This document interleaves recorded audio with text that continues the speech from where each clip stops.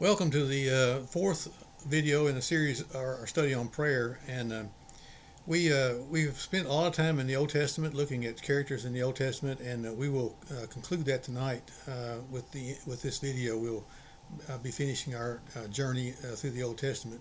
In the Zoom discussion group that we had the other night, I gave them this survey to assess their perspective on how important it was for them to follow the pattern of biblical study through both the Old Testament and the New Testament, with some specific focus on prayer. And in just a few minutes, I'm going to put that survey up for you to look at, and it would be really interesting for you to take the survey. Admittedly, I should have probably done this survey at the beginning, but I didn't really think about it. But and the reason for it is this survey kind of highlights that the fact that we are making this study as a sequential examination of prayer, both through the Old Testament and then into the New Testament. And like I say, you might want to take this survey. You'll just have to stop the video as you're reading the questions and answering them, or you can run through the video and then come back and do it later. So let me pardon me for interrupting the camera while I get the thing up. This survey, I will give you when I get the results. I will give you the results of the survey. I'll give you the high and the low of all those who participated, the high and low values. I'll give you an average of each question to give you a sense of where people are in their studies and that type of thing. So let me just go through each question, and I won't spend too much time on them, but you're going to answer the questions, one being not very important or often, not very often, and 10 being very important or all the time or quite often. So number one says, how important do you feel the Old Testament is in understanding biblical concepts? That would be such as understanding the Holy Spirit or the kingdom, or in this case prayer. Number two, how often do you use this analysis in your study? And this analysis being, how often do you take a concept and go all the way back to the Old Testament and follow it all the way through the New Testament to develop a pattern of consistency of that particular area as it goes through from the Old Testament to New Testament? Number three, how much importance do you place on opinions of other people in your study? That being commentaries, books that are being written by various authors on the subject, spiritual leaders that have expressed opinions, or other people, confidants that you have that are mature individuals. In your study of prayer, how much importance do you place on the Old Testament? Number five, how does the prayers of biblical characters influence your prayer life? And that would certainly be in the case of either Old Testament or New Testament characters. 6. How much has the type of prayers in the Bible shaped your prayer life? And that's fairly self-explanatory. Number 7. How important is it to pattern your prayers, our prayers, after the prayers of Jesus? Typically, do my prayer or your prayers resemble those offered up in the Old Testament? Or number 9, or how typically do my prayers resemble those offered in the New Testament? And that's really kind of the conclusion of the video. And like I say, it would be interesting for you to take the survey. If you can just put your answers in the commentary section, or you can just hang on to them, and maybe next week I'll have the results. If not next week, it'll be a week after that. We'll go over the results and give you a feel for what the Zoom group answered and see how they compare to yours. So let me switch this back to me. Okay. So in addition to the survey that the Zoom group is taking, the Zoom group also had some homework to address and think about some of the thoughts that we're going to be sharing about tonight. And since prayers are a petitioning or a request made to God for some help or some input or for direction or something that is very important to us, it kind of becomes a way, a boundary in what we consider the most most or extremely important areas or issues in our life. And um, it's often said that what you talk the most about and what you focus on are the things that you're most interested in, or in the case of concerns, it's the things that you bring up, or things that are right at the top of the list of the things that you want to talk about and get help with. And it's sometimes the things that are on our mind are things that are urgent, especially when they are become life type situations or circumstances that we or events that we find ourselves in. They become the things that cause us either stress or, in some cases, joy and happiness. Now, we spent a great deal of time examining what the Old Testament characters prayed about most, and we even began to define what most of their prayer lives or areas where they were most concerned about as they prayed to God. And based on the last video, we noticed that early in the Old Testament, about 65% of the prayers were focused on physical needs or a request they wanted God to address, and physical needs being my enemies are surrounding me, and I need your help, or I want you to come through, God, with the promise that you've made, and protect me, and protect my physical life. Or even I think one of the prayers even talked about people are saying bad things about me, and they're mistreating me verbally, and God, deal with this. And in the case of Hannah, she wanted a baby, and we talked about Jacob, making somewhat of a bargain with God that if you'll do this for me, I'll make you my God, and I'll offer up and I'll honor you. And so we saw quite a variety of the types of prayers that we're talking about, the physical needs, with the rest being focused on gratitude and things like that. And then as we moved on through the Old Testament more toward the middle of the Old Testament, and even certainly even through Psalms, um, we began to see that there was a slight shift in the type of focus of what the content of the prayers were. Later on through the middle of the thing, we went to, even though it wasn't a dramatic shift, it was like 57% of the prayers were focused on physical needs, and the rest were focused on honoring God and praising God for special treatment and for being a chosen people, and really just being having a heart of gratitude. Um, and then of course the number of prayers there we were talking about in those statistics were over 200 prayers that I read and kind of broke them down, and that didn't even include the prayers or the Psalms, and we did break that one down, and that's about a 50-50 split between God, I need you to do something for me, or save me, my enemies, or it's focused on the physical needs or physical concerns they had, and the rest were honoring God. Um, as much as we spent all this time focusing on Old Testament characters, and certainly we went all the way from the time of Adam and Eve out of the garden, all the way up through through the Old Testament. But there's another character in the Old Testament that we haven't talked about, and that was God. We have not addressed what his throughout that time period, what he was most focused on and what he was most concerned about, and what caused him the most, or what he addressed when he was addressing the people, his concerns, or the things that he talked about in there. And as we went through this, and if you're an Old Testament scholar, you probably know this. It seems that most of his focus was on, and we're going to just address three specific areas. One is he was most concerned about the execution of his plan for man. Now, having worked for a Fortune 500 company, we were frequently asked to come up and develop business plans.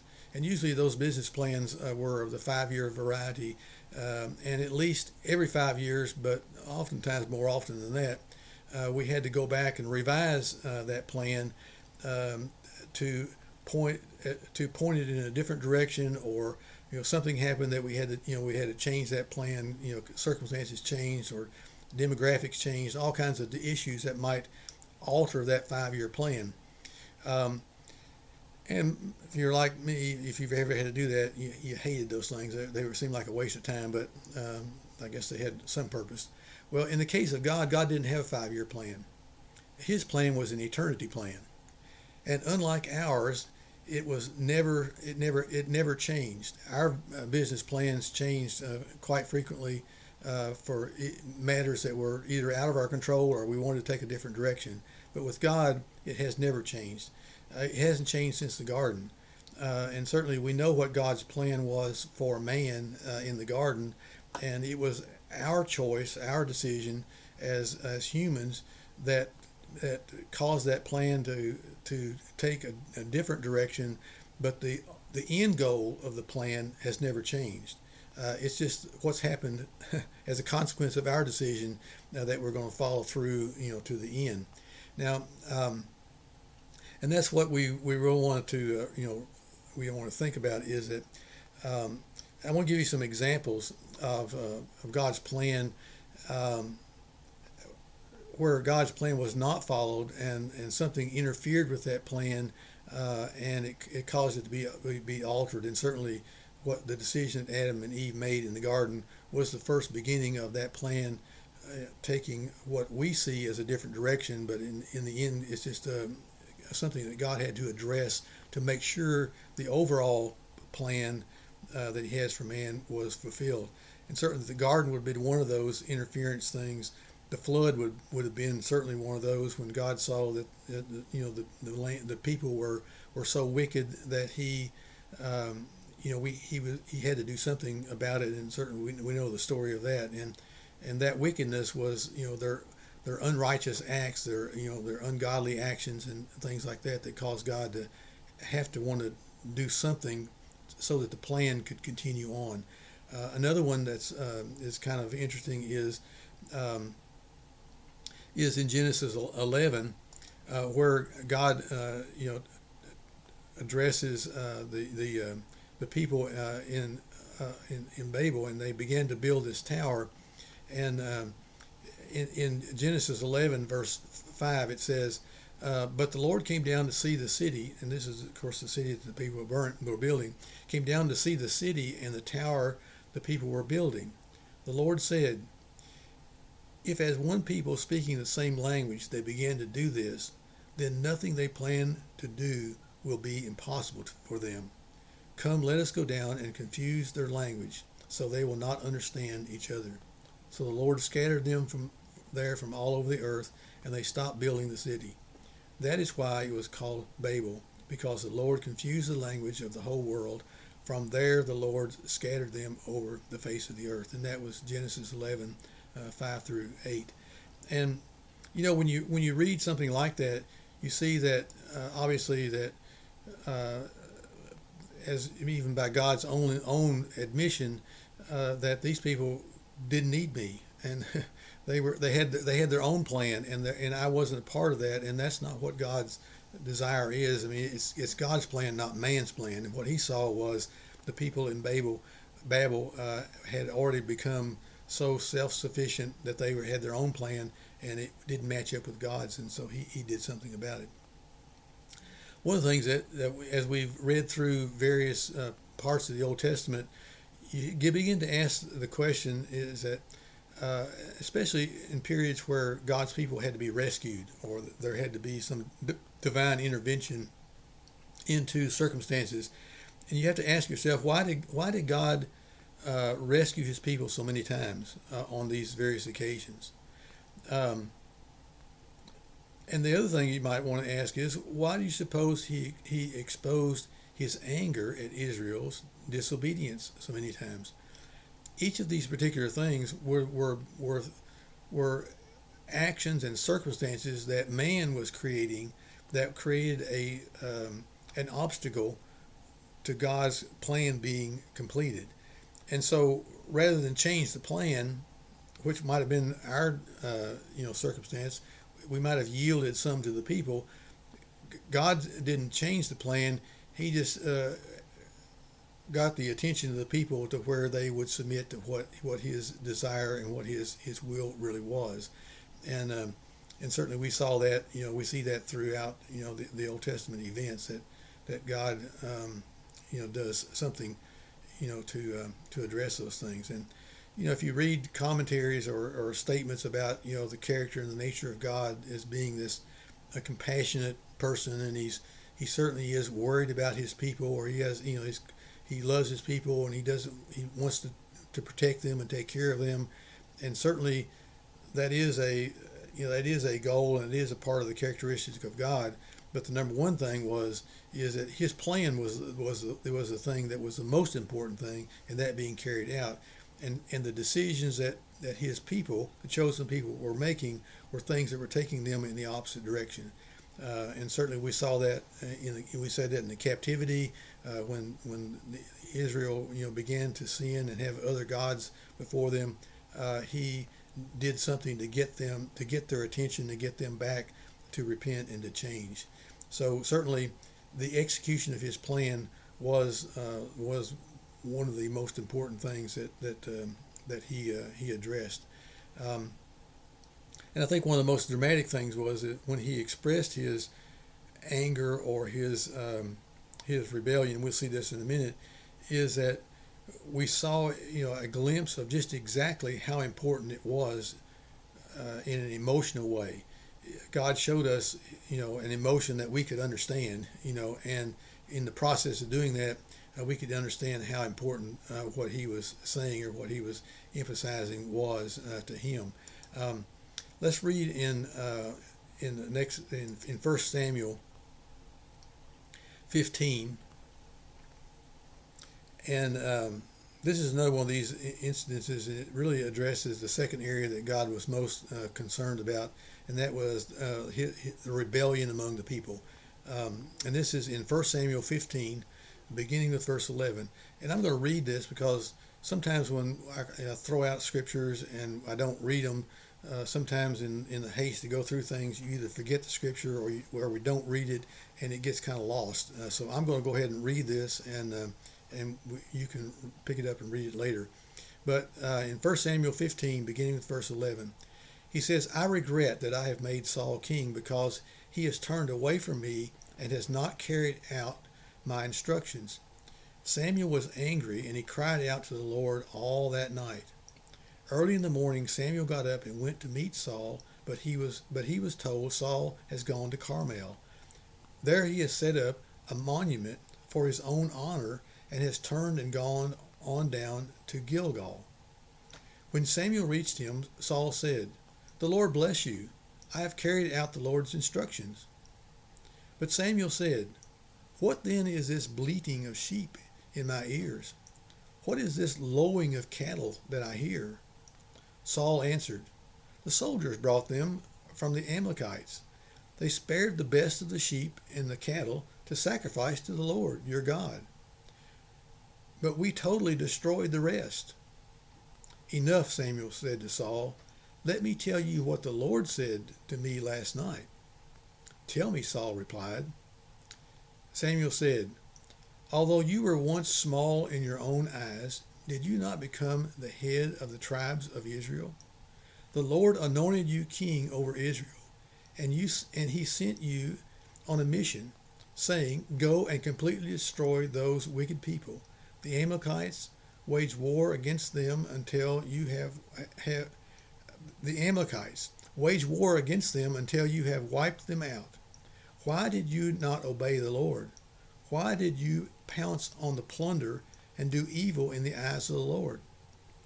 "But I did obey the Lord," Saul said. "I went on the mission the Lord assigned me. I completely destroyed the Amalekites and brought back Agag, their king. The soldiers took sheep and cattle from the plunder, the best of what was devoted to God, in order to sacrifice them to the Lord your God at Gilgal." Samuel replied, "Does the Lord delight in burnt offerings and sacrifices as much as in obeying the Lord? To obey is better than sacrifice, and to heed is better than the fat of rams. For rebellion is like the sin of divination, and arrogance like the evil of idolatry. Because you have rejected the word of the Lord, he has rejected you as king." And certainly, that's just one example of his response to rebellion. And I think in earlier videos we talked about the rebellion with the characters in when Moses came down from the mountain, and they had the calf, and so we've talked about several instances where God expressed His anger. He was going to wipe the people out, and destroy them all, and of course we've talked about the fact that sometimes when God says things like that, even though since we know the whole picture, we know that that really wasn't what He was going to do, but maybe it was to emphasize just exactly how important His plan is and how important it is for His people to obey His direction and His instructions. And so rebellion was a major obstacle to God carrying out His plan. The third thing that God was greatly concerned about was the righteousness of His people, and we're going to read a couple of passages in Jeremiah concerning that particular issue, and the first is going to be in Jeremiah 4, and let's see, let's go up to in Jeremiah 4, beginning with verse 13. Look, He advises like the clouds. Let's go up to verse 11. He says, verse 4, it says, at that time His people in Jerusalem were told, a scorching wind from the barren heights in the desert blows toward my people. But now a winnow, but not to winnow or cleanse. The wind too strong for that comes from me. Now I pronounce my judgment on them. Look, He advances like the clouds, of His chariots come like a whirlwind. His horses are swifter than eagles. Woe to us, we are ruined. Jerusalem, wash the evil from your heart and be saved. How long will you harbor wicked thoughts? A voice is announcing from Dan, proclaiming disaster from the hills of Ephraim. Tell this to the nations. Proclaim concerning Jerusalem. A besieging army is coming from the distant land, raising a war to cry out against the cities of Judah. They surround us like men guarding a field, because she has rebelled against me, declares the Lord. And so, obviously, Israel suffered, the consequences of their actions in that particular instance, and certainly, we know that that rebellion has never been something that was rewarded in the eyes of God. I want to read one more passage in Jeremiah, and it's begin in chapter 18, and we're going to begin with verse 5. It says, then the word of the Lord came to me. He said, can I not do with you, Israel, as with potter as this potter does, declares the Lord? Like clay in the hand of the potter, so are you in my hand, Israel. If at any time I announce that a nation or kingdom is to be uprooted, torn down, and destroyed, and if that nation I warned repents of its evil, then I will relent and not inflict it the disaster I had planned. And if at another time I announce that a nation or kingdom is to be built up and planted, and if it does evil in my sight and does not obey me, then I will reconsider the good I had intended to do for it. Now therefore, say to the people of Judah and those living in Jerusalem, this is what the Lord says. Look, I am preparing a disaster for you and devising a plan against you. So turn your evil ways, each one of you, and reform your ways and your actions. But they will reply, it is no use. We will continue with our own plans. We will all follow the stubbornness of our evil hearts. Therefore, this is what the Lord says. Inquire among the nations, who has ever heard anything like this? A most horrible thing has been done by virgin Israel. Does the snow of Lebanon ever vanish from its rocky slopes? Do its cool waters from the distant sources ever stop flowing? Yet my people have forgotten me. They burn incense to worthless idols, which make them stumble in their ways, in the ancient paths. They made them walk in byways on roads not built up. Their land will be an object of horror and of everlasting scorn. All who pass by will be appalled and will shake their heads. Like a wind from the east will scatter them before their enemies. I will show them my back and not my face in the day of their disaster. And certainly sometimes I think that this figurative language and the language that's used in some of these descriptions are really good for us because we see, in terms that we can kind of relate to or we can imagine, we can see what God, how he is concerned about things that are not following, the path that he has planned. And, of course, there's the old proverb that, don't lean on your own understanding, but trust and lean on, the wisdom of God. And, when you think about that, we might have all kinds of great plans and ideas about what God's plan is, but the source of that plan is the Bible that we've been had the good fortune of having preserved for us. The other thing about rebellion and not following instructions, it is an impediment to God working in the way that he wants his plan to work. And we're going to skip over to the New Testament in Mark chapter 1. And it's an incident where Jesus, heals a man of leprosy. And this is Mark chapter 1, beginning with verse 40. He says, a man with leprosy came to him and begged him on his knees, "If you will, you can make me clean." Jesus was indignant. He reached out his hand and touched the man. "I am willing," he said, "be clean." Immediately the leprosy left him and he was cleansed. Jesus sent him away at once with a strong warning. "See that you don't tell this to anyone, but go show yourself to the priest and offer the sacrifices that Moses commanded for your cleansing as a testimony to them." Instead, he went out and began to talk freely, spreading the news.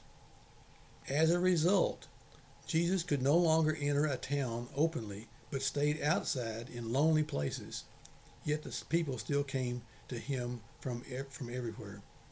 And the reason why I point that out is that Jesus gave this man some specific direction and a warning. It says here it's a strong warning. So we're not talking about just you might want to consider not doing this. It's a strong warning not to do this. And the man did exactly the opposite. And the result is that it was an obstacle that prevented Jesus from going into the towns to have a greater audience or greater freedom and flexibility to do what he wanted to do. And of course, if he had gone in there, he would have been the object of ridicule from the Pharisees and whoever else did not agree with his teaching. So I think in conclusion, as far as the things that God was concerned with, his main concern has always been from Genesis, from the time of creation, for his plan to be played out exactly the way that he wants it to be played out.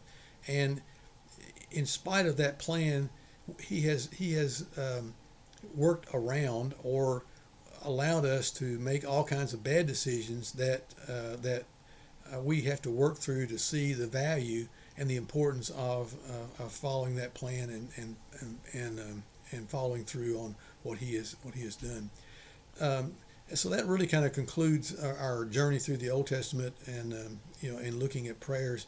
And in the coming videos, we're going to begin to look at the pattern of prayers in the New Testament.